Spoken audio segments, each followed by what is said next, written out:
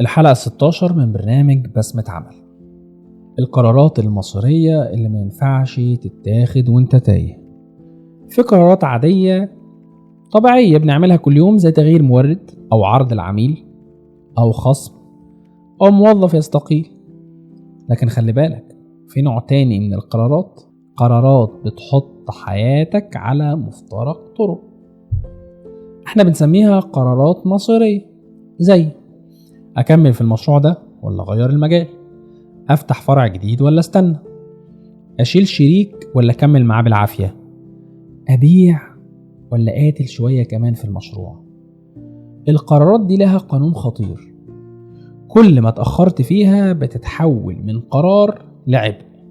قابلت صاحب مشروع صغير كان فاتح في مجال الأغذية، ومبيعات كانت عنده ثابتة من سنة، ركز وحط تحت ثابتة 100 خط. لكن كل شهر المصاريف بتزيد فبيخسر، والموظفين بيتغيروا، وكل شوية يقول هو أنا مش عارف القرار الصح بس مش عايز أندم. قلت له على فكرة، المشكلة مش في القرار، المشكلة إنك بتحاول تاخد قرار وإنت تايه. نصيحتي ورسالتي لحضراتكم، القرارات المصيرية ما ينفعش تتاخد وإنت يا تعبان بدنيا، متلخبط عاطفيا، ايموشنز عندك مشاكل، مضغوط ماديا، أو لوحدك تماما بدون صوت خارجي بره الدايلما بتاعت مشروعك. لأن الحالة اللي بتكون فيها بتغير شكل القرار. وعشان كده نصيحتي ليك، قبل ما تاخد أي قرار مصيري افصل نفسك مؤقتا من الضغط، حتى لو يومين يا سيدي.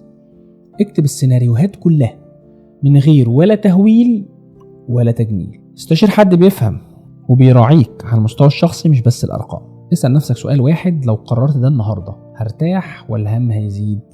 القرارات المصيرية مش دايما مريحة، بس الصح منها بيهدي عواصف قلبك. سؤال النهاردة، ايه القرار اللي لو خدته دلوقتي هيوضح لي الرؤية بعد ما كنت ماشي في ضباب؟